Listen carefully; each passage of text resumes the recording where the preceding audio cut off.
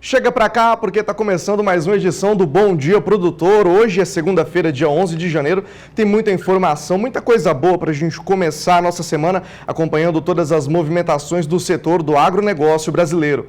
No programa de hoje você vai acompanhar a quarta edição da reportagem que conta a história de produtores rurais que estão em situação de invasão aqui no Mato Grosso do Sul. No estado são cerca de 150 trabalhadores do ramo que esperam na justiça o direito de retornarem às suas propriedades. Eu também trago dados sobre as exportações de Mato Grosso do Sul em 2020. As vendas externas no estado atingiram um crescimento de 11,32% sobre o balanço do ano passado. Tem reportagens sobre biotecnologia reprodutiva e, claro, os dados diários das cotações pecuárias. Tudo isso e muito mais informação a partir de agora no Bom Dia Produtor.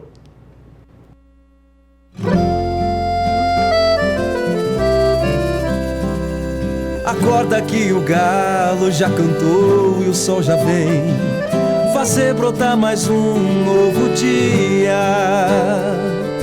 Lenha no fogão, café pra esquentar e a bicharada no quintal.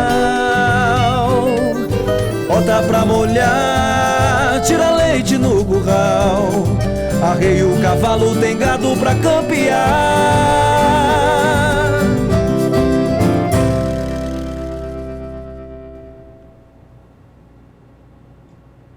7h02 pelo horário de Brasília, a gente vai junto até as 8h30 da manhã. Começa o nosso programa com os destaques da nossa capital federal. A Organização das Cooperativas do Brasil divulgou um balanço de 2020, um ano que foi marcado pelo distanciamento social por conta da pandemia, mas o setor não cruzou os braços, muito pelo contrário, ele ajudou no fortalecimento da economia. Foram mais de 7 milhões de pessoas beneficiadas com iniciativas e ações realizadas pelas cooperativas espalhadas por todo o Brasil. Os detalhes quem traz é a repórter Berenice Leite.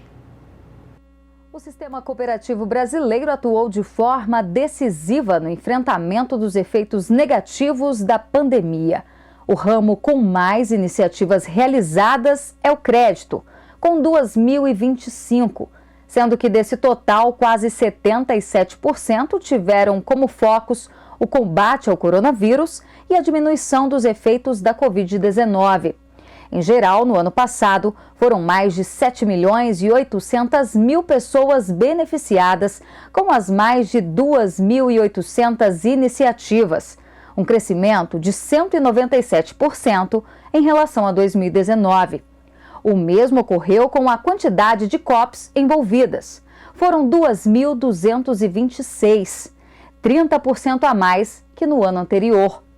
Para a Organização das Cooperativas do Brasil, isso mostra a força do setor, que mesmo com o distanciamento social, aumentou o número de voluntários. São números que mostram realmente a expressão, o valor social do cooperativismo, e dessas ações, dessas 2.800 ações, 77%, com quase 2.200, foram dedicadas especificamente ao enfrentamento, a mitigação dos efeitos negativos da pandemia da Covid.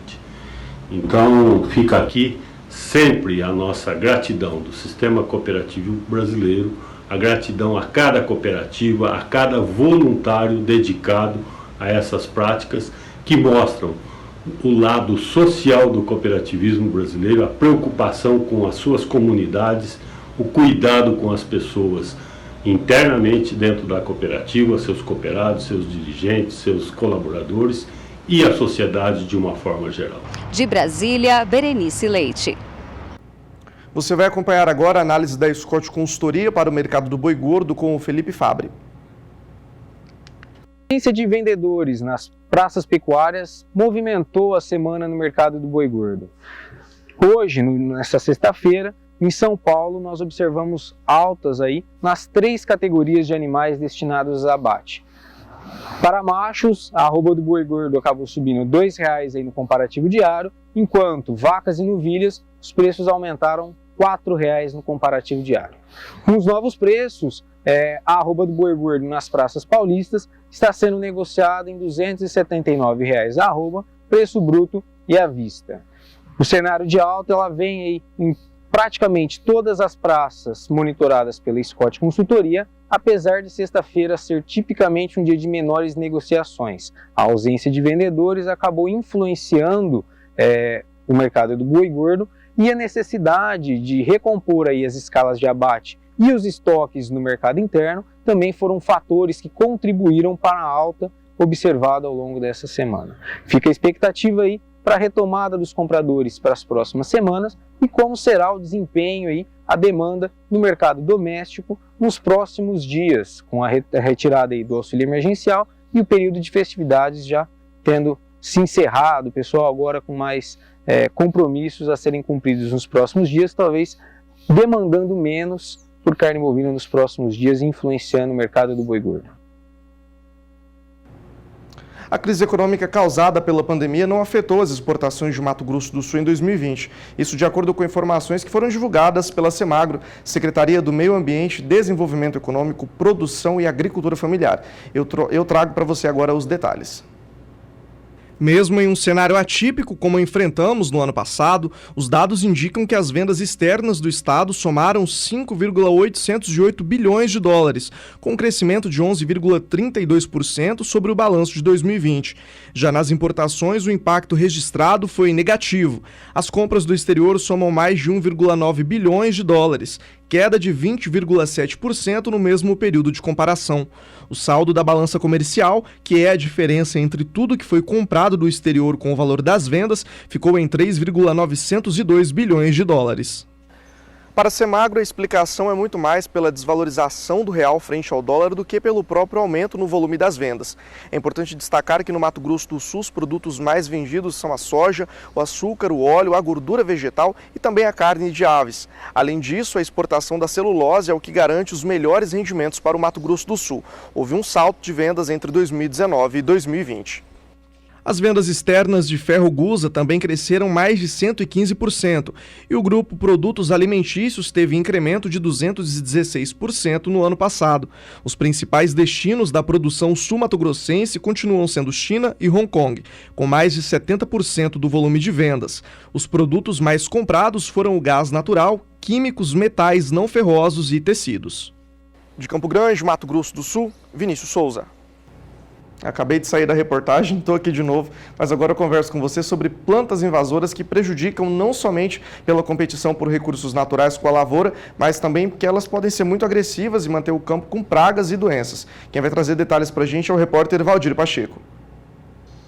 Pesquisadores verificaram que a persistência e a alta dispersão de plantas daninhas com resistência a herbicidas na área de cultivo são capazes de favorecer a sobrevivência de pragas e doenças que ameaçam diversas culturas no Brasil. Isso foi demonstrado para a lagarta do cartucho, em lavouras de milho, durante uma pesquisa da Embrapa Milho e Sorgo. A pesquisa demonstrou que a sobrevivência e a biomassa da lagarta foram significativamente maiores em capim pé de galinha, milho, sorgo selvagem, tanto em laboratório como em casa de vegetação. Por outro lado, a boa notícia é que buva, trapoeraba, capim amargoso e caruru foram as plantas menos adequadas para o desenvolvimento da lagarta, ou seja, não são plantas hospedeiras adequadas para a praga no campo. Além da capacidade adaptativa desta lagarta, os resultados sugerem que sua persistência no campo pode estar diretamente relacionado à ineficiência no controle de plantas daninhas durante a entre-safra, reforçando então a importância no manejo integrado de pragas e ervas daninhas durante esse período. De acordo com a Embrapa Milho e Sorgo, o manejo de plantas daninhas durante a entre-safra é prática negligenciada por muitos produtores. Devido à ausência de culturas de interesse agrícola durante alguns meses do ano, áreas de lavoura são deixadas em pousio, sendo dessecadas próximo à data de plantio da nova safra. A preocupação dos pesquisadores é que durante todo esse período, plantas daninhas podem se desenvolver, completar seu ciclo de vida e aumentar seu banco de sementes. Esse fato pode ocasionar prejuízos econômicos aos produtores. pois implica maiores gastos com herbicidas e perda de eficácias desses produtos na dessecação, além de aumentar a incidência de plantas daninhas durante o desenvolvimento da cultura, devido ao aumento do banco de sementes. Daí a importância que os produtores realizem o adequado enfrentamento do problema, adotando as estratégias de manejo, seguindo as diretrizes do manejo integrado de plantas daninhas, que consiste na integração de diferentes métodos de controle, levando em consideração a realidade local. De Sinop, Mato Grosso, Valdir Pacheco. Você que trabalha com agronegócio no Brasil com certeza percebeu a evolução da pecuária nos últimos anos e ela tem permitido suprir a demanda interna com carnes de alta qualidade e ainda manter um bom índice de exportação. Mesmo com toda a disseminação de tecnologias, ainda é necessário transferir o material genético das raças para o setor produtivo. E quem vai trazer detalhes para a gente é a repórter Kylie Rodrigues. Confira. Quando o assunto são as transferências dos materiais genéticos de várias raças para o setor produtivo, ainda existem lacunas a serem preenchidas. É o que salienta o pesquisador e chefe adjunto de transferência de tecnologia da Embrapa Gado de Corte. O melhoramento genético ele só tem razão se ele realmente chegar a toda a cadeia produtiva de gado de corte. Ele não pode ficar restrito a apenas os criatórios que fazem a seleção, que produzem essa genética que vai servir depois a produção de carne no nosso país. Isso ainda é um desafio que a gente precisa superar. O Brasil evoluiu e hoje é um protagonista em termos de melhoramento, com rebanhos de alta qualidade. Rebanhos de seleção e rebanhos comerciais precisam ser aproximados. Não faz sentido fazer seleção se isso não for transferido para a cadeia. A própria BCZ tem o Progenética, que é uma iniciativa de fomentar que essa genética chegue ao produtor comercial. O programa Embrapa Geneplus tem o GPBIF, que é um programa focado no melhoramento também dos rebanhos comerciais. Isso tudo é uma forma de fazer com que essa genética se espalhe, essa homogeneização em toda a cadeia produtiva. De Campo Grande, Kylie Rodrigues. Tá certo, você acompanhou agora uma reportagem da Kylie Rodrigues e agora a gente acompanha uma que mostra uma parceria que foi firmada entre a Universidade Federal de Mato Grosso do Sul, a UFMS, e também a Genética Calidá, que atua na produção de animais do composto Montana, Girolando e Cavalo Crioulo, que permitiu aos acadêmicos do curso de Medicina Veterinária participarem de uma aula de campo sobre andrologia em equinos. Confira. Na chegada à Fazenda Chimarrão, uma das propriedades da Calidá Genética, os alunos foram apresentados a alguns dos animais que fazem parte da tropa. Alguns deles também foram usados na aula prática de exame andrológico dos machos, para avaliar quais os melhores garanhões da fazenda. O curso de Medicina Veterinária, uma das responsabilidades que nós temos é a parte de avaliação de fertilidade de reprodutores. E hoje a gente veio aqui para fazer a avaliação de garanhões, para que os alunos possam sair com treinamento nessa área. E é muito importante porque o médico veterinário vai ser responsável e é habilitado para fazer uma avaliação do potencial de fertilidade desses animais, tanto pré-estação de monta, como uma forma de eliminar reprodutores que possam comprometer a fertilidade de um rebanho, como também para estabelecer relações comerciais confiáveis, tanto uma garantia para quem compra quanto para quem vende. A avaliação de garanhões para entrar em estação, quanto para venda, quanto para sair para outra propriedade é importantíssima, porque muitas vezes a gente leva muito em consideração o fenótipo do animal. O animal é bonito, tem raça, o animal é bom para esporte, é bom para o serviço, mas muitas vezes ele não é capaz de reproduzir. Então o nosso trabalho é verificar a aptidão desse animal para prole futura. Então, animal que ele é precoce, produz cedo. Nós trabalhamos hoje com animais novos, animais jovens. Então, animal que tem qualidade espermática cedo, ele é um animal que tem ótimas chances de levar isso para as prole futuras. O exame andrológico visa a identificação dos animais que produzem sêmen viável, com qualidade e precocidade, que serão os melhores reprodutores utilizados. Com a aula prática, os alunos aprendem a avaliar essas características. Natálio é acadêmico do 8º semestre do curso de Medicina Veterinária e durante a aula prática foi ele quem coletou o sêmen dos garanhões avaliados. Ele diz que pretende atuar na área de reprodução animal de grandes portes após o término da universidade. Estou introduzindo agora, né? Estou pegando mais prática agora com a universidade, com o professor, tudinho, com o professor, e pretendo continuar nisso e tocar a vida. Não é um trabalho muito fácil, né? O professor disse que tem que ter todo um cuidado para não causar um estresse no animal. Sim, com certeza. O estresse, se você causar um estresse para o animal, vai causar um dano às vezes na sua coleta. Vai ter uma coleta ruim, né? Vai interferir nisso. A Genética Qualidade, que busca colocar no mercado uma genética de resultados, realiza o exame com periodicidade em todo o plantel. Esse trabalho já vem sendo realizado, né, há alguns anos, há quase 30 anos de seleção já, que a Qualidade Genética trabalha com cavalos crioulos e, oriundo desse fruto desse trabalho, nós estamos agora com alguns novos objetivos traçados, né, tanto por nós quanto pela diretoria, para que nós possamos aprimorar cada vez mais. E nós acreditamos que isso é melhoramento genético. A cada ano, a cada safra, vir melhorar, trazendo tecnologia e inovação para dentro do rebanho. Dentro dessa parceria entre a universidade e produtores, todos ganham.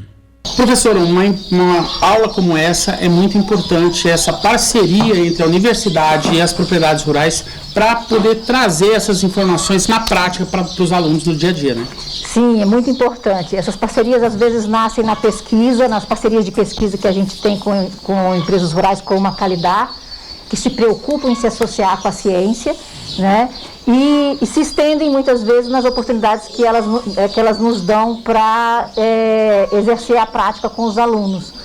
E isso é muito importante para a universidade, para o treinamento dos alunos e aproxima, né, o agronegócio da ciência e na formação de novos profissionais que depois retornam para o agronegócio. Então, para nós é muito importante. Agora, Willy, para a propriedade também acaba sendo importante essa interação com as universidades, porque há uma troca de informações que são riquíssimas, né? Às vezes a universidade vem e traz algumas informações que são utilizadas também no trabalho na fazenda. Isso é muito importante, porque hoje 100% das técnicas utilizadas dentro da Qualidade Genética vem através das pesquisas, vem através das instituições, das universidades. Então, elas que desenvolvem todo esse trabalho de banco genético, de ferramentas de pesquisa, né, para a tecnologia. E a Qualidade Genética se sente privilegiada por essa parceria junto com a Universidade Federal do Mato Grosso do Sul, por trazê-los aqui, e quero falar, professora, que as porteiras estão sempre abertas para vários retornos. Nós estamos com esse trabalho, com esse intuito de fornecer dados, poder disponibilizar os animais e aos alunos todo esse suporte que a pecuária nacional precisa. Nós que agradecemos. Obrigado, professora, pela participação com a gente. Obrigado também, Willy. Então é isso, informações a respeito do agronegócio brasileiro. Essas parcerias são muito importantes realmente. Então o canal do Boi Sempre mostra para você e traz para você essas informações, porque realmente valem muito a pena para você que está nos acompanhando poder ter essa qualidade na gestão da sua propriedade. De Anastácio, Mato Grosso do Sul, José Cunha. 7 horas e 22 minutos pelo horário de Brasília. Estamos de volta com o Bom Dia Produtor. Deixo o meu bom dia para você que está chegando agora na nossa programação. A gente segue com a 4ª edição da nossa série de reportagens que conta o drama enfrentado por produtores rurais aqui do Mato Grosso do Sul. Junto com o cinegrafista Gadiel de Barros, eu produzi esse material no ano passado e agora você confere de perto mais uma dessas realidades de produtores aqui do estado. A terra parece sem lei. Mas este é o retrato de mais um ataque sofrido pelos produtores rurais que tiveram suas propriedades invadidas. Nas imagens gravadas por celular, um grupo de indígenas se aproxima do padrão de energia e coloca fogo no poste. Neste outro vídeo é possível ver os estragos causados na reserva de uma propriedade na região pantaneira. E é justamente lá que a nossa equipe foi conhecer de perto a realidade enfrentada pela produtora rural Tereza Cristina. Em Mato Grosso do Sul existem cerca de 150 produtores em conflitos territoriais com indígenas. No dia 16 de maio de 2016, o telefone de uma dessas produtoras tocou. Era 4 horas da manhã, ela estava sendo invadida. Eu coloquei meu esposo, a gente pegou os carros e fomos, coloquei os meus empregados daqui e fomos até lá. Chegamos lá, tinha lideranças indígenas lá, mais ou menos uns 80 20. Tereza relembra que precisou às pressas fazer a mudança de todos os funcionários da fazenda. De acordo com ela, de 1.915 cabeças de gado, 294 sumiram. No meio do caos, uma nova ordem dos líderes que comandavam a invasão. Eles ordenaram em comitiva, uns 20 carros, que a gente fosse na fazenda Ipanema. Foi a minha outra fazenda invadida. Na justiça, a produtora conseguiu o direito à reintegração de posse, mas nenhuma delas foi cumprida. Eu tenho 3 reintegrações de posse lá da Ipanema, eu tenho, e nenhuma foi cumprida. Não foi cumprida, a gente fazia acordo com eles lá, e eles falavam que não podia recomprir porque eles iam ter problemas, conflito, né? Então, o respaldo dos indígenas nada mais é do que as arguições do próprio poder público, com respaldo nas decisões judiciais, em especial do Supremo, que suspendem as reintegrações de posse, dizendo que o cumprimento de reintegração de posse poderia causar risco à ordem pública. Nenhum outro respaldo a não ser essa realidade de argumentos no processo. Porque no ordenamento jurídico pátrio, repito insistentemente, a tomada da posse na força ao arrepio do devido processo legal é ato ilegal, é ato criminoso. Um marco no tempo poderia colocar fim ao impasse que se estende por anos. O chamado marco temporal é uma ação no Supremo Tribunal Federal, STF, que defende que povos indígenas só têm o direito a reivindicarem terras onde já estavam no dia 5 de outubro de 1988. Esta foi a data em que a Constituição brasileira entrou em vigor. A bancada ruralista defende o marco no tempo devido ao uso do verbo ocupam no presente, que está no artigo 231 da Constituição Federal, onde se determina o direito à terra dos índios. Do contrário, apontam que os indígenas poderiam reivindicar até mesmo a praia de Copacabana, no Rio de Janeiro, ou qualquer outra área. Alguns antropólogos discordam desse pensamento. Nós, da antropologia, quase unanimemente, a gente não está de acordo, com a utilização do marco temporal fora, daquele julgamento da Raposa Serra do Sol, porque ele não contempla a realidade de tantas comunidades tradicionais, aqui no Mato Grosso do Sul, inclusive, em outros estados do país. Mas ainda existem muitas dúvidas que permeiam os produtores. Uma delas é a reparação das terras que foram invadidas, caso sejam devolvidas aos mesmos. E depois de todo esse tempo, de todos esses anos de tramitação do processo, se no futuro, eventualmente, o Poder Judiciário disser que naquela área não existe posse tradicional indígena, o Poder Judiciário estará reconhecendo a legitimidade do domínio privado. Nesse caso, teria que retirar os indígenas e devolver uma quiçaça, uma área improdutiva, que já não tem mais pasto, que já não está mais apta à lavoura, que não tem mais cerca, que não tem curral, que não tem mais nenhuma infraestrutura, e entrega aquilo na mão do produtor rural, e este produtor rural que não tem mais renda, porque perdeu tudo que tinha, todas as suas economias, se descapitalizou nesses 20 anos de luta por um direito que é o direito de propriedade. E aí, como é que fica? Essa é a pergunta que você está me fazendo. E essa é a pergunta que eu quero devolver ao Poder Público, ao Ministério Público Federal, ao Poder Judiciário, ao Congresso Nacional. E aí, como é que fica? Como é que fica essa situação? Nós temos diversos vácuos. O mínimo que poderíamos exigir é o quê? É a indenização pelos danos morais e materiais sofridos nesses 20 anos de discussão? Enquanto não se tem novos resultados, a produtora continua em busca de uma solução, uma resposta para o seu problema. O não, todo dia você levanta com não. Então, dos tempos para cá, eu comecei a correr atrás do sim. Foi aonde que me deu um negócio assim, eu falei, vou procurar você, vou procurar fulano, e tô indo atrás, porque você tem que ir, porque senão você fica parado.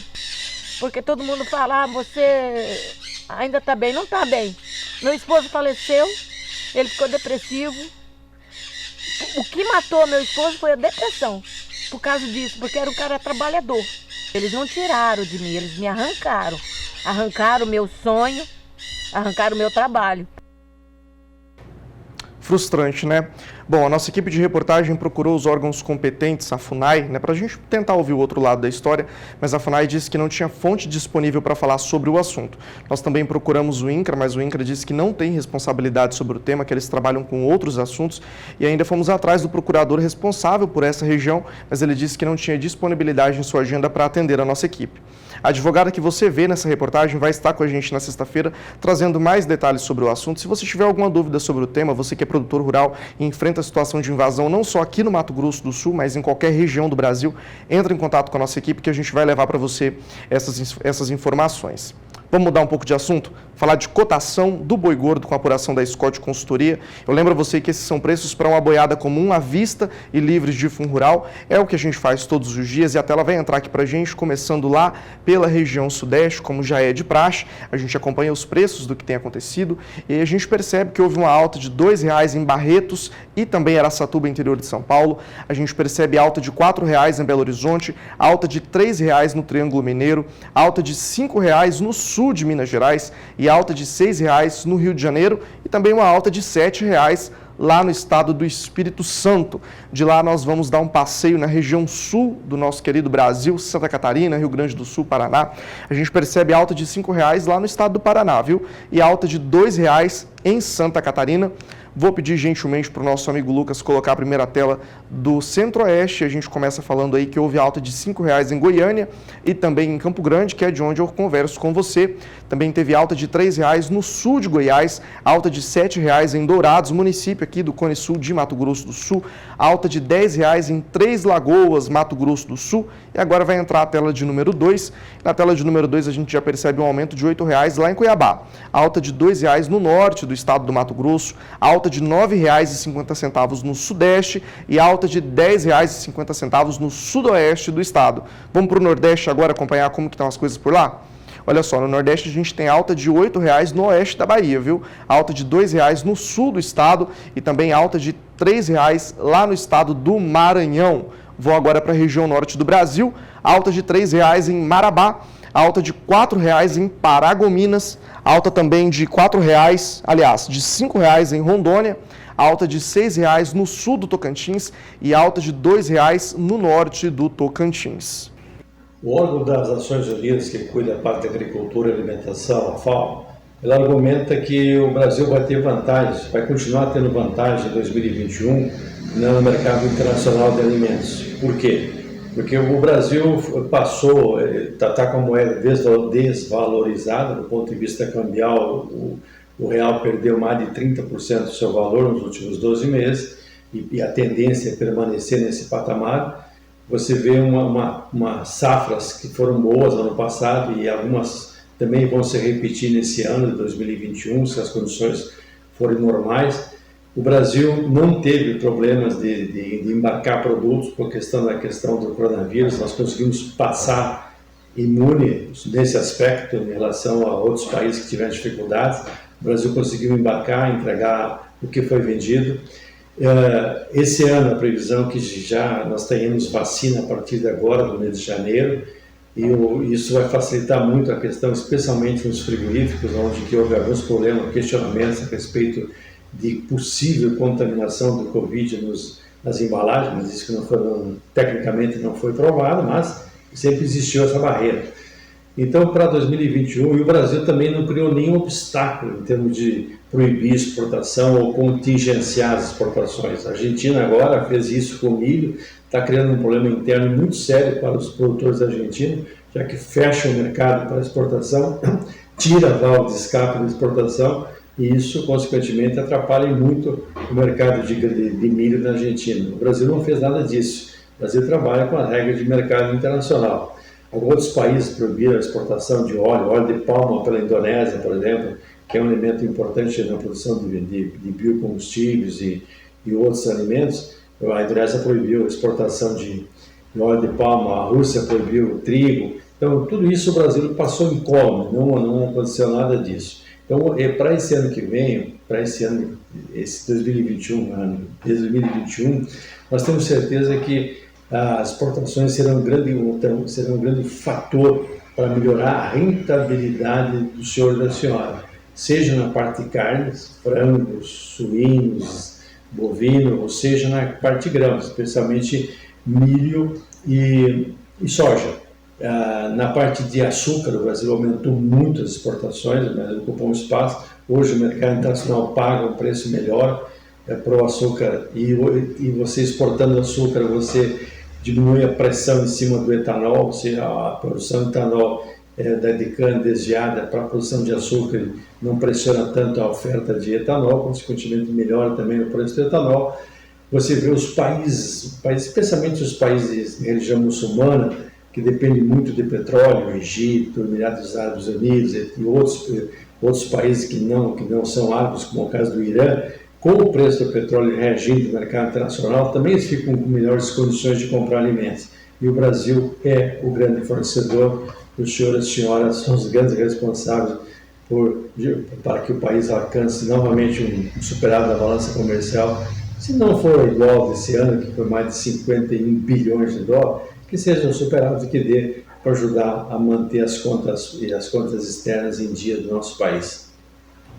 O campo está mudando bastante, a gente percebe o incremento da tecnologia chegando cada vez mais com os produtores rurais. Eu falo para você de um produto que permite a limpeza do pasto e de resíduos vegetais.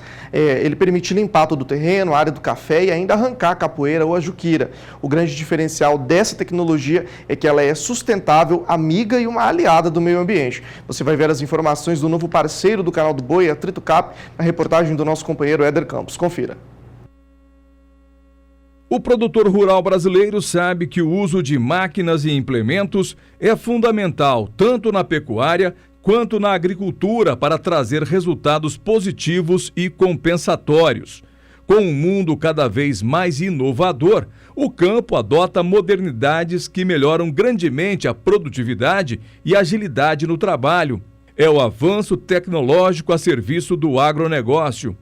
A TritoCap é uma dessas ideias que atende às necessidades para quem busca tecnologia resultante, um novo conceito na limpeza diária, de modo sustentável. O projeto da trituradora TritoCap é do empresário César Mari, da Petrotec, empresa que há 25 anos é especializada em equipamentos para construção civil. César é agricultor em João Pinheiro, noroeste de Minas Gerais, e conhece bem as dificuldades do produtor para melhor desempenho na limpeza de áreas.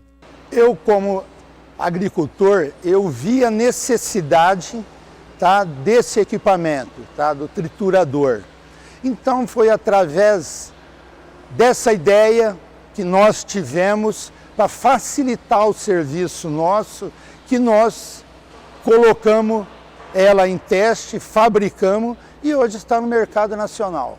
Ele tritura e a matéria orgânica incorpora. Veja bem a quantidade de massa que é colocada no solo. Isso é um grande negócio. O agricultor só ganha. Por isso que nós criamos esse equipamento, pensando desse lado, pensando em ajudar o agricultor.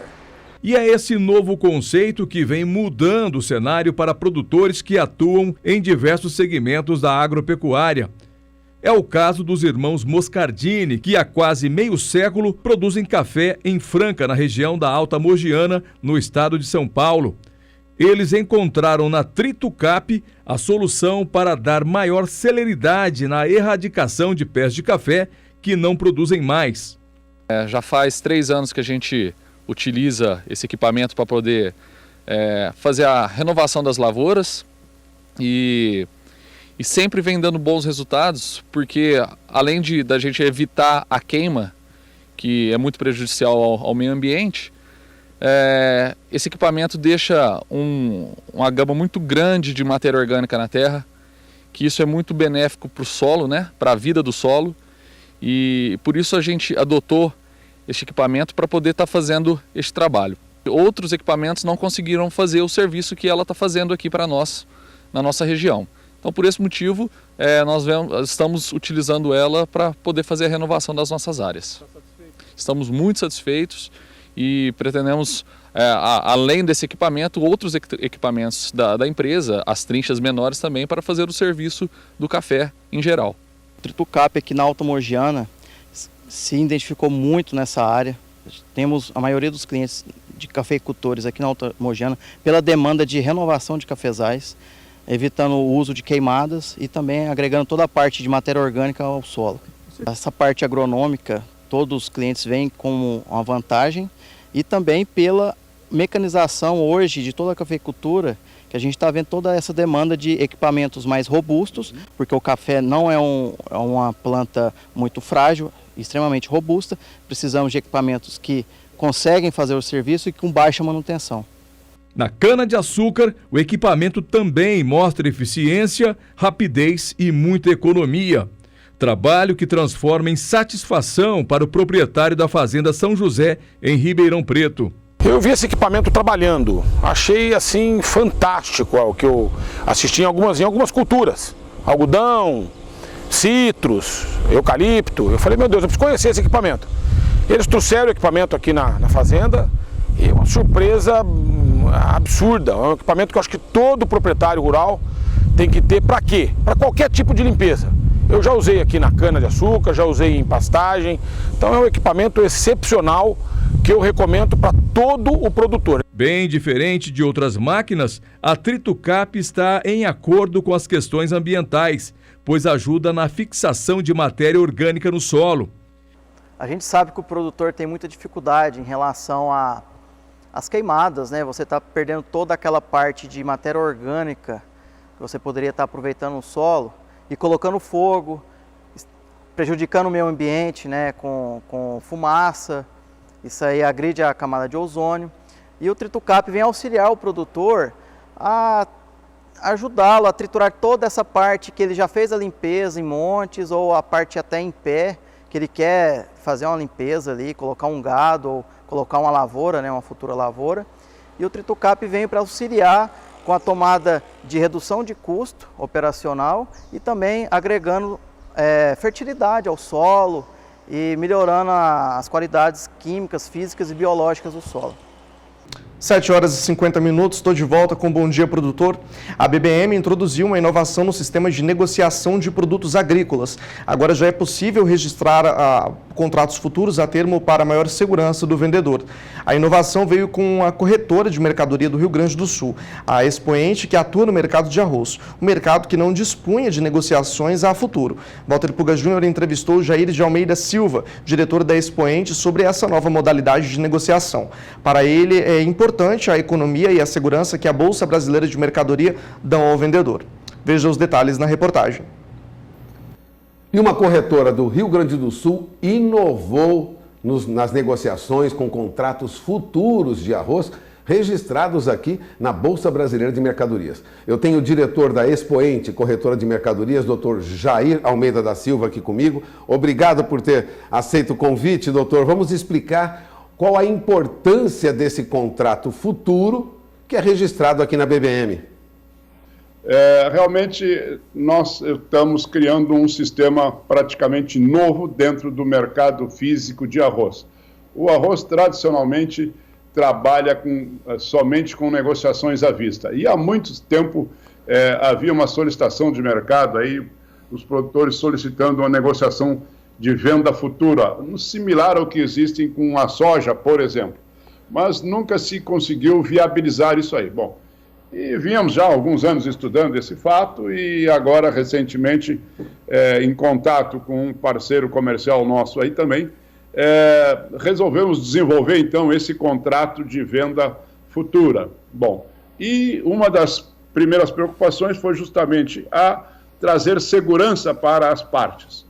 E a primeira coisa que nos veio foi a questão de fazermos o registro, então, através do sistema de SINAG da BBM, da Bolsa Brasileira de Mercadoria, o registro eletrônico na Bolsa de Mercadorias desse contrato. Bom, essa foi a primeira inovação da contrato com registro, porque normalmente os contratos são feitos particularmente, somente no mercado de arroz, basicamente são contratos particulares entre corretores e intermediários e compradores e vendedores.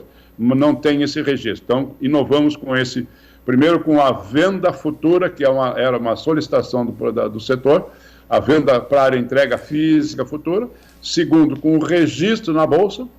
E também fizemos mais uma outra inovação, que foi a assinatura eletrônica desses contratos também, através do sistema da BBM também, que é um ganho também importantíssimo para todas as partes, em termos de custo, em termos de tempo, em termos de segurança, porque historicamente se faz um contrato, um documento, um papel, que tem que circular entre o corretor, o comprador, o vendedor, o cartório, volta, registra, vai na sede normalmente o corretor está num determinado ponto, o produtor pode estar no mesmo ou não, o comprador está noutra cidade, então isso gera um custo, tempo e recursos financeiros para que se obtenha esse registro, esse contrato.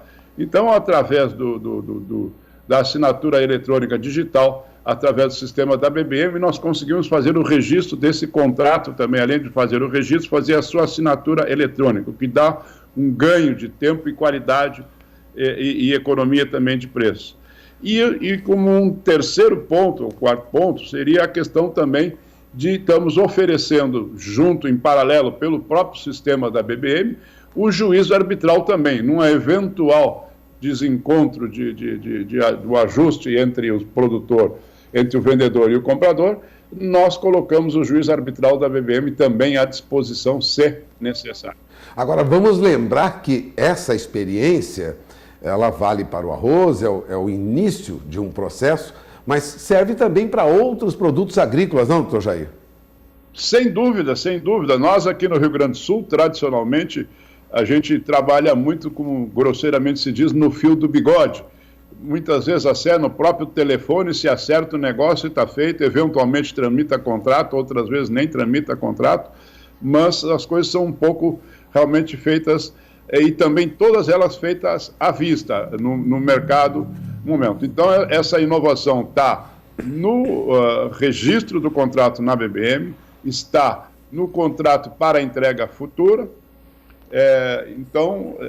no juiz arbitral e na assinatura eletrônica. Isso pode ser utilizado não só para o arroz, como também trigo, milho, feijão, qualquer outro cultivo que tenhamos aqui, onde tenha a interveniência do corretor, esse trabalho pode ser realizado através desse sistema da BBM, desse sistema de contratos, com toda certeza, apenas adequando as características técnicas de cada produto.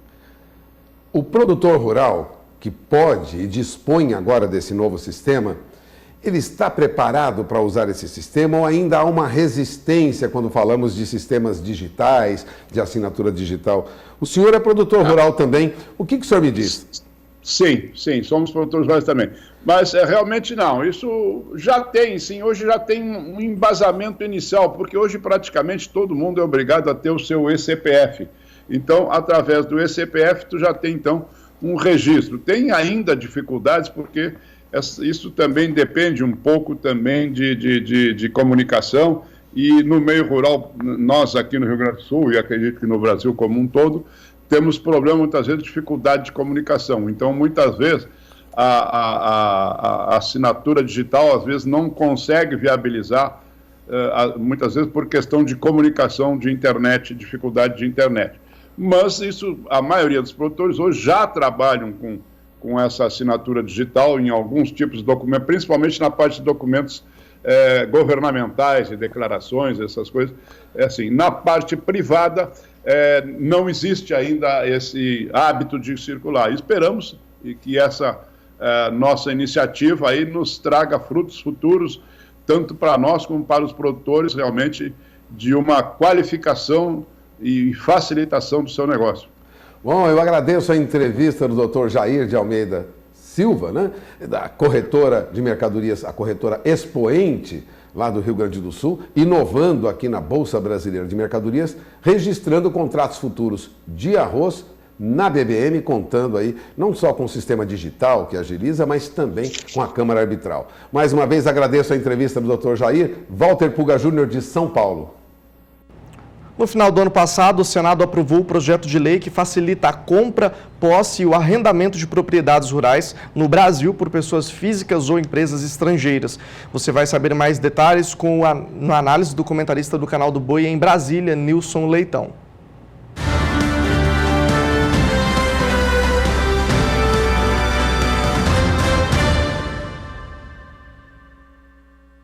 Olá, novo ano, nova década e novos desafios, principalmente para o agro brasileiro.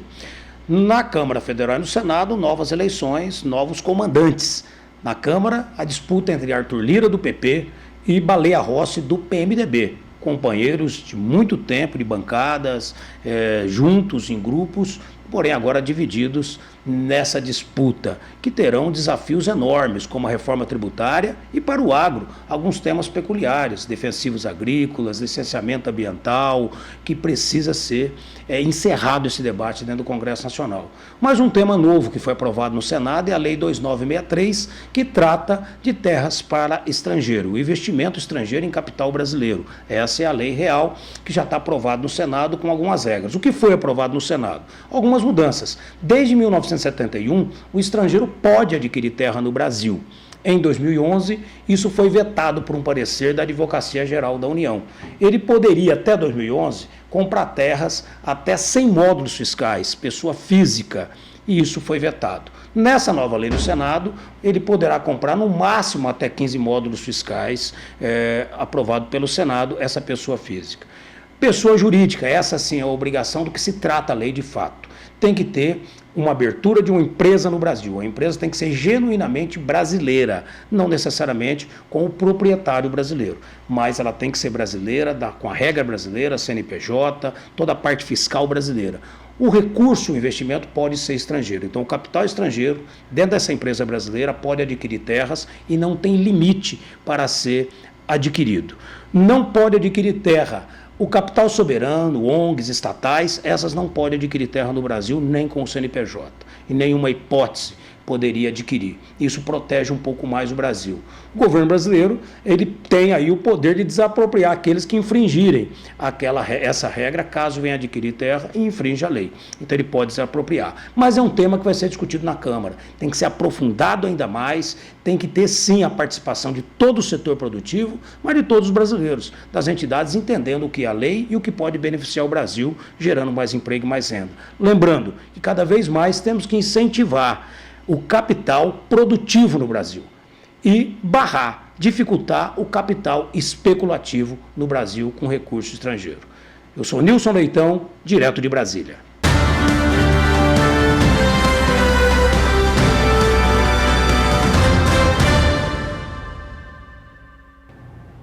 O uso de tecnologia tem proporcionado feitos inéditos na pecuária. Um deles foi registrado no Centro de Melhoramento Genético da Universidade Unifil, em Londrina, interior do Paraná. O nascimento de uma jumenta gestada em uma mula, que é um animal híbrido estéril, que não confirma prenhez com monta natural. Para conseguir este feito, os professores da Unifil utilizaram técnicas de biotecnologia reprodutiva. Veja os detalhes na reportagem de Mauro Andrade.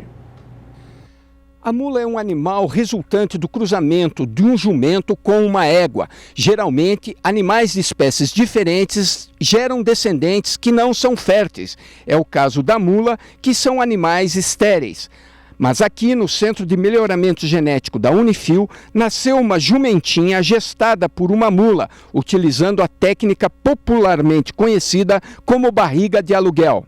A mula, todos sabem que é um animal estéril, ou seja, um animal que não consegue gerar descendentes por ela própria, por ela ter uma incompatibilidade de cromossomos, ela ser um animal híbrido. Mas ela tem um aparelho reprodutor totalmente funcional, tanto útero quanto glândulas mamárias, sendo uma perfeita mãe, uma habilidade materna excelente.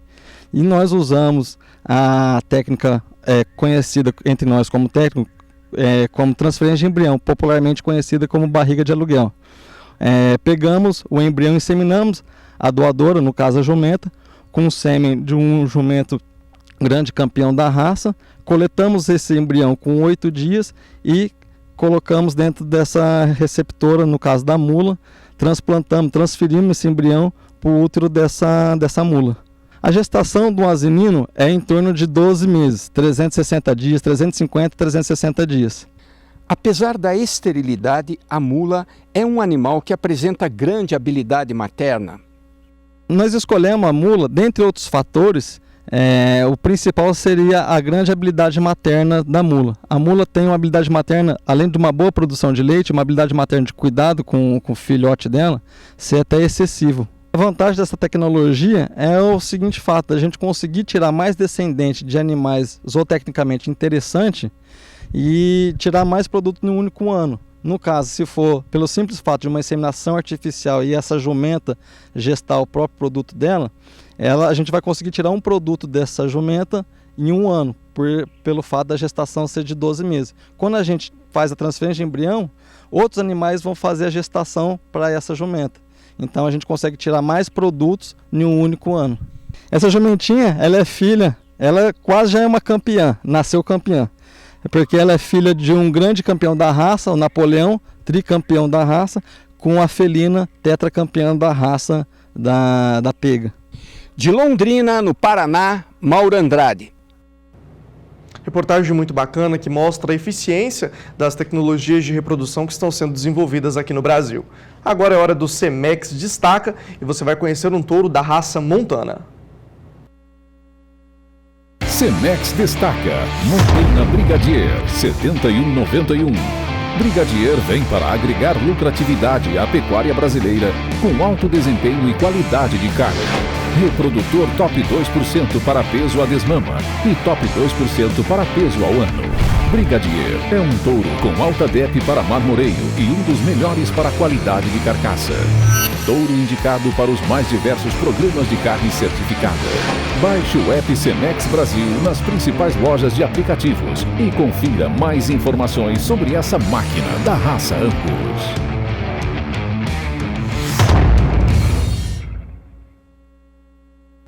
Tá chegando a hora de mais um intervalo comercial, mas é bem rapidinho, a gente volta daqui a pouco. Enquanto isso, pega o seu telefone, seu celular, vai mandando um WhatsApp pra gente no número 67998631001. Eu quero saber o que você tá achando do Bom Dia Produtor, o que você quer ver de conteúdo aqui na nossa programação. Então vai mandando uma mensagem pra gente. Se você quer mandar um abraço pra alguém, essa é a chance, viu?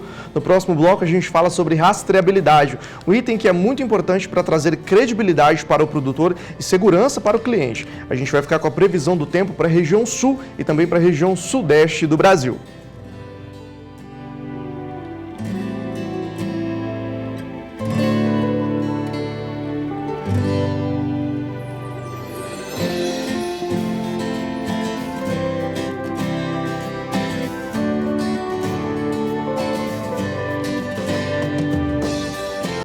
Oito horas e 7 minutos pelo horário de Brasília, voltando agora ao último bloco do Bom Dia Produtor, e eu abro este bloco falando sobre rastreabilidade. Esse é um assunto muito importante que traz credibilidade para o produtor e muita segurança para o cliente. CNA e o Senar, com o projeto Agrop, desafia empreendedores rurais, startups, grupos de pesquisa e até empresários a criarem soluções de rastreabilidade bovina. Você vai rever esses detalhes na reportagem da Rosa Cabral.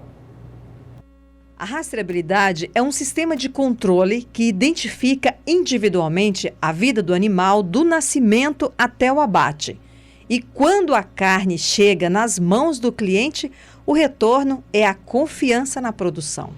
Você sabe de onde você está comendo, o que você está, se não é carne abatida em qualquer lugar, qualquer frigorífico, tem a qualidade, tem o OCIF, então é muito importante isso. Falando em gourmetização das carnes, e hoje as pessoas são muito exigentes, assim. Eu acho que as pessoas estão conhecendo bem o produto, tem uma saída legal e a gente tende a crescer, a mostrar, porque vinha um pouco do churrasqueiro para o açougue, né? Agora eu acho que então a gente está conseguindo trabalhar bem junto nessa parte. Pois bem, na varanda da Boutique de Carne Gourmet, em Campo Grande, Mato Grosso do Sul, na roda de conversa são esses também os assuntos rastreabilidade e qualidade, com o empresário que atende a fatia do mercado consumidor. Trazer qualidade da carne e principalmente o animal muito precoce, por isso que nós usamos o termo super precoce. Abatido com quantos meses? A partir de 11 meses e até 16 meses. Por que isso? Porque a maciez desse animal é o que vai proporcionar você comer um corte do dianteiro quanto do traseiro na mesma condição de maciez e padronização de cortes. Modelo de negócio com tecnologia, inovação e, acima de tudo, trazendo aquela carne de qualidade que sempre foi consumida aqui dentro do nosso estado. Com quem produz o boi? Uniformização de carne, de corte, de qualidade, de sabor, maciez, tudo fazendo de uma maneira sistemática, que o próprio dados não fornece. Olha, esse animal te deu uma precocidade mais rápida, ele te deu um índice de gordura melhor. E com a assistência técnica que vai a campo. O produtor perde muito dinheiro em pontos pequenos, assim. Então ele não conhece o rebanho, não sabe a idade, não sabe o quanto ele está ganhando de dinheiro, qual o peso daqueles animais. O resumo é compilado com base em informações concretas pelo manejo da produção da porteira para dentro. E no caminho da pecuária, a ferramenta rastreabilidade é o carimbo da vez. Por exemplo, no novo desafio da CNA e Senar, que batem o martelo na conquista e na confiança do mercado, que, por sua vez, é um prato cheio de exigência. É uma demanda de mercado, né, que os produtores nacionais e principalmente internacionais demandam essa rastreabilidade. Eles querem conhecer o que eles estão consumindo. Então, desde o nascimento, o transporte, o processamento, até chegar na gôndola do mercado, o consumidor demanda isso desse produto, né? Então, nós decidimos aperfeiçoar essa questão de rastreabilidade animal. Hoje nós temos algumas soluções, seja brinco, bottom, enfim. Mato Grosso do Sul hoje ocupando o 4º lugar no cenário nacional em cabeças de gado, aí com pouco mais de 20 milhões, qual é a contribuição que oferece para esse projeto nacional? O Senar aqui, Mato Grosso do Sul, ele vai sediar uma das etapas desse desafio tecnológico. Nós vamos recepcionar esses 5 finalistas, essas 5 ideias, possíveis soluções para a rastreabilidade bovina, e lá eles terão contato principalmente com a nossa departamento técnico, né, nossa assistência técnica, e também com produtores rurais locais, sejam os que já trabalham com rastreabilidade, sejam os que ainda não aderiu a essa metodologia. Por aqui é a hora do nosso Direto da Redação, e quem está chegando por aí é a repórter Kaile Rodrigues, direto da redação do Canal do Boi aqui em Campo Grande. Vai entrar na tela aqui pra gente. Kaile, bom dia, obrigado pela sua participação, sempre trazendo bastante conteúdo para nós aí nas nossas manhãs. Seja bem-vinda, obrigado, viu? Oi, Vinícius, bom dia para você, bom dia a todo mundo que já começa a semana aqui ligado no Canal do Boi. Vinícius, falo de soja, viu? Isso porque Mato Grosso do Sul encerrou o plantio da soja com 90% das lavouras em boas condições. Expectativa de produzir 11,591 milhões de toneladas na safra 2020-21. Os dados são do projeto SIGA-MS, Sistema de Informação Geográfica de Agronegócio. De acordo com o boletim, as chuvas do fim de dezembro contribuíram para o desenvolvimento das lavouras em todo o estado aqui de Mato Grosso do Sul, que conta com 90% da área plantada em boas condições, 9% regular e apenas 1% em condições ruins, ou seja, com alta infestação de pragas ou outros defeitos, né, que causem perdas na qualidade do grão. Aqui no Mato Grosso do Sul, o que a gente vê são lavouras em boa condições, desenvolvimento e, claro, sojicultores animados.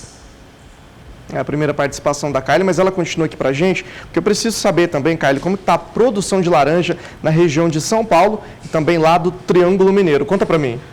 Vinícius, olha só, as expectativas iniciais é de uma safra limitada de laranjas em 2020-21 no estado de São Paulo e no Triângulo Mineiro, isso por conta das condições climáticas desfavoráveis. Este cenário tende a manter firmes os preços da fruta em 2021. A demanda industrial, por sua vez, também deve seguir aquecida, considerando que os estoques de suco devem fechar em junho de 2021 próximos do patamar estratégico, necessitando moer a maior quantidade possível de frutas para manter um volume suficiente para atender à procura.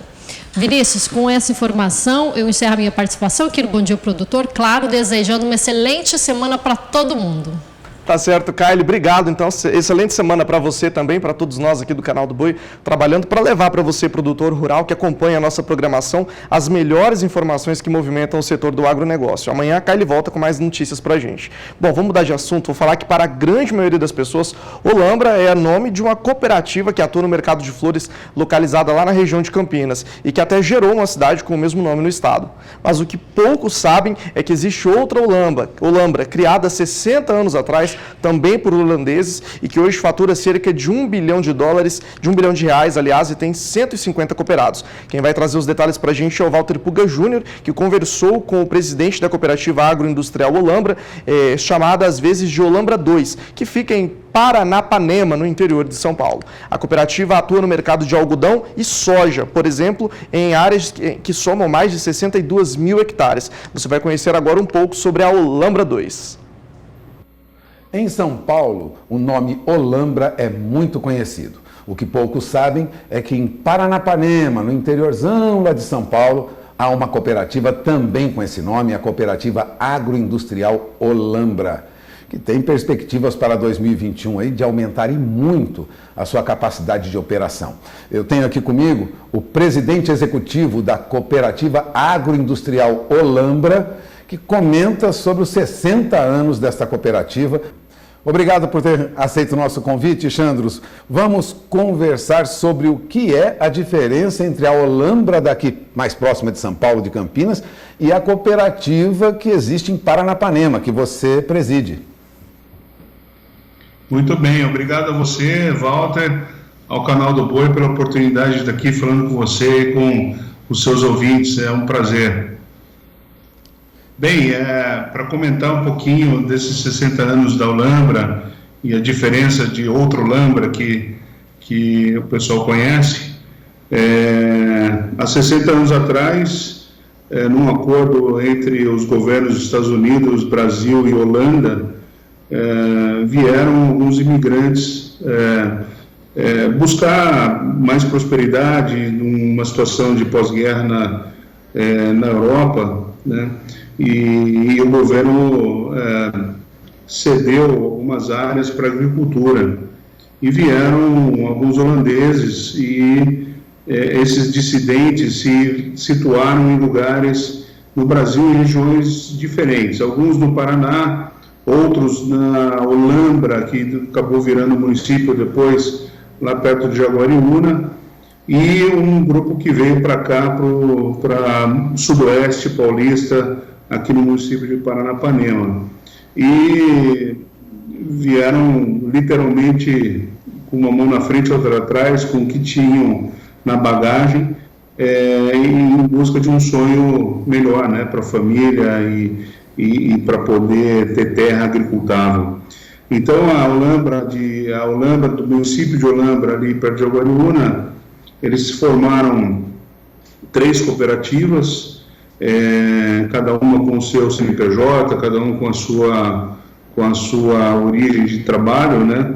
E a Olambra aqui em Paranapanema ficou a Cooperativa Agroindustrial Olambra.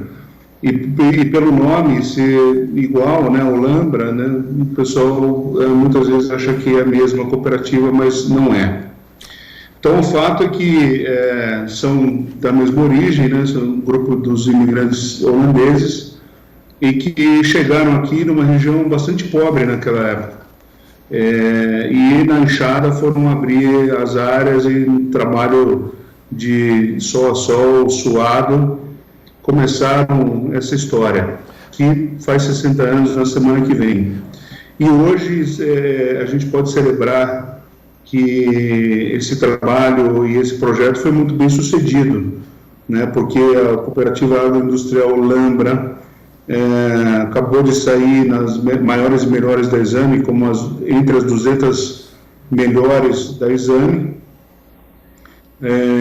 Nós atingimos 1 bilhão de faturamento esse ano, em outubro, e vamos fechar um ano com um pouco acima de 1 bi 200 de faturamento, um crescimento de 27,5% versus 2019. Bom, e eu gostaria de perguntar também sobre a perspectiva para 2021, que a perspectiva para vocês 2021 é de um aumento aí em toneladas de produtos que vocês vão processar, né, na negociação, vão tratar na negociação. Ora, mais de 320 mil toneladas é a previsão para o ano que vem? Mais de 320 mil toneladas. No ano que vem, provavelmente, a gente chega a 600 mil toneladas de grãos, e a perspectiva de crescimento do nosso faturamento é muito boa. A gente está prevendo 32% de crescimento para o ano que vem. É triste dizer que no momento de pandemia, num momento tão difícil para a humanidade, o agro se destaca somente, né? Isso poderia estar acontecendo em outros mercados, mas para nós, graças a Deus, o agro consegue suportar, passar por essa pandemia de uma forma mais saudável e suportar a economia do país. Bom, e a perspectiva é muito boa, Walter, né, para o ano que vem. Bom, vocês têm uma perspectiva, e vocês atuam em áreas de mais de 62 mil hectares em várias regiões do país. Perspectiva de faturamento aí em 2021, um crescimento de 43%, chegaria aí a 1 bilhão e 700 milhões de reais? Um pouco, a gente está prevendo um pouquinho menos que isso, está prevendo 1 bilhão e 600, então um crescimento de 32%, e esse crescimento ele tá embasado em 4 pilares, basicamente. Primeiro, o nosso crescimento em acesso ao mercado, em extensão de área, tanto nas questões de capacidade de beneficiamento e armazenamento de grãos, quanto na venda de insumos, né? Esse é um pilar. O segundo pilar a gente está buscando agregar mais valor na produção dos nossos cooperados. Então, para a gente crescer e dobrar de tamanho, a gente acredita que precisa agregar valor na produção e por isso a gente está estudando alguns planos realmente de industrialização. Ainda não estão decididos, mas a gente está em vias de decidir quais são os caminhos que a gente vai adotar a partir do ano que vem. O terceiro pilar é o algodão aqui no Sudoeste Paulista, que é um dos melhores algodões do país. É o primeiro algodão que se colhe, a qualidade da fibra e do algodão é 95% para exportação, e a gente tem um know-how, uma experiência no algodão muito boa, né? Capacidade de usina de beneficiamento e tudo mais. Então, o algodão é uma cultura importante, apesar do algodão competir com a soja, ela é plantada na mesma época da soja, então, dependendo do preço da soja, isso varia um pouco, mas a gente está fazendo um projeto de fomento do algodão aqui no Sudoeste. E o quarto pilar é o pilar de serviços. A gente entende que o nosso propósito é agregar mais valor para o negócio do cooperado, gerar riqueza para ele. E para isso os serviços é um fator fundamental, seja ele em assistência técnica, mas também em trazer mais inovação para o campo, em trazer gestão. A gente está pensando em algumas ferramentas financeiras também. São 4 pilares de crescimento, Walter, e suportado por dois alicerces, que são pessoas, principalmente, que a gente tem feito um trabalho de capacitação, de estruturação da equipe, e a excelência operacional, que é um dos nossos princípios, um dos nossos valores, é fazer tudo que a gente faz com excelência. Bom. Então, assim, essa é a visão para o ano que vem. Bom, você acaba de ouvir aí as perspectivas para a Cooperativa Agroindustrial Olambra, que completa neste dezembro 60 anos, perspectiva de faturamento para 2021, avançando mais de 30%, na faixa aí de 1 bilhão e 600 milhões de reais. Agradeço a entrevista de Xandros de Carvalho, presidente executivo da Cooperativa Agroindustrial Olambra. Walter Puga Júnior de São Paulo para o SBA. Avanços que mostram o quanto o agronegócio brasileiro vem se desenvolvendo. Você lembra, inclusive, que o ano passado nós mostramos uma reportagem que apontava que no final do ano de 2020, o único setor que ajudaria a amortecer a queda do PIB econômico brasileiro seria justamente o setor do agronegócio, porque foi o setor que menos foi prejudicado por causa da pandemia. Tivemos sim as nossas dificuldades, mas o produtor rural manteve-se firme e conseguiu trabalhar para que o agronegócio mantesse mais uma vez o Brasil com bons índices no PIB. Foi isso que nos ajudou. A gente falou inclusive sobre isso também na semana passada, junto com o Caio Rossato, e você pode rever essa entrevista na nossa programação, lá no portal sba1.com, em que ele explica também a relação do que foi a pecuária em 2020, os 5 fatores que marcaram a pecuária, fala sobre a questão do dólar frente ao real, e faz esses apontamentos mostrando que o agronegócio brasileiro vem conseguindo se sustentar e trazendo expectativas positivas para o ano de 2021. É o que a gente ouve também nas participações diárias do Pulga, é o que a gente também tem ouvido do analista de agronegócio do SBA, o João Pedro Cuti Dias. Tem boas expectativas para 2021. É claro que o cenário é de muita cautela, mas a gente espera um ano bem melhor do que foi 2020. Está chegando a hora de encerrar o Bom Dia Produtor, eu vou ficando por aqui, mas eu lembro você que daqui a pouquinho o programa vai ficar disponível lá no portal sba1.com, no nosso canal do YouTube, é para lá que você tem que ir, viu, meu amigo? Entra lá no YouTube, coloca Canal do Boi, se inscreve no nosso canal, ativa o sininho para você receber as notificações de toda a nossa programação, fica tudo disponível lá no portal sba1.com, você pode rever as nossas reportagens, ficar por dentro da nossa agenda de leilões, porque 2021 promete, viu? Tem muito leilão bom chegando por aí, tem muito evento que vai acontecer esse ano, que não aconteceu em 2020, mas acontece em 2021, e nós do Canal do Boi estamos comprometidos em levar para você as melhores informações que movimentam o setor do agronegócio. Não se esqueça do nosso Instagram, @canaldoboi1, por lá a gente posta também toda a atualização, o que a gente está produzindo de pauta para você ficar ligado na nossa programação. Lá no nosso Facebook tem transmissão ao vivo de toda a programação, também Facebook do Canal do Boi. Eu vou ficando por aqui, me despeço de você, te convido para continuar acompanhando a nossa programação e amanhã eu estou de volta aqui no Bom Dia Produtor a partir das 7 horas da manhã pelo horário de Brasília. Até mais!